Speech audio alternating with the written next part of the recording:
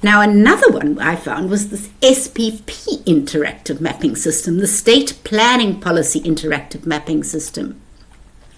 It's quite similar to the DA mapping. In fact, there's some overlap, but let's just pop in 311 Richmond Road, why ever not? If I spell it correctly. One of the ones I ended up in Victoria, in Richmond, Victoria, in Richmond, Melbourne. It's not really where I'm looking for. So there we go. Now this is differentiated in the same things as the state planning policy. So we're not really interested in the regional footprint because of the regional plan, because it's all urban footprint.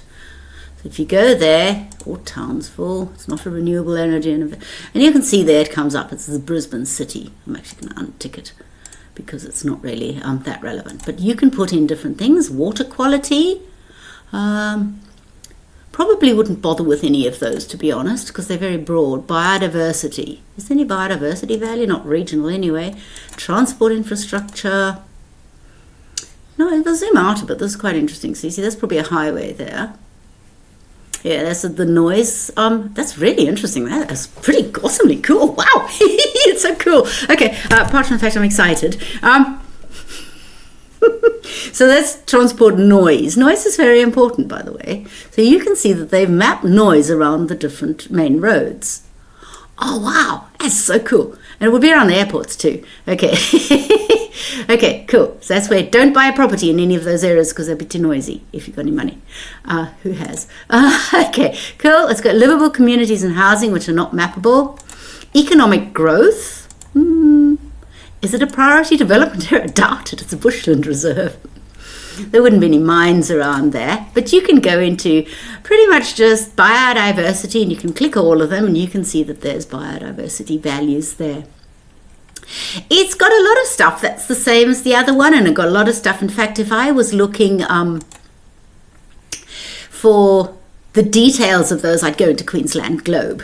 But it's pretty cool. You can do maps in these as well, and you can add base maps, like really cool base maps. I can put aerial, hybrid aerial. Oh, awesome. Topographies. Oh, wow. Queensland imagery. Is this as good imagery as Queensland Globe? Let's zoom in. That looks about as close as I can zoom in. So Queensland Globe looks like it's got better. What about aerial photography? Yeah, it's a bit bleh. So Queensland imagery. Anyway, so it's got a lot of different stuff on. Are there any heritage places around there? I doubt it.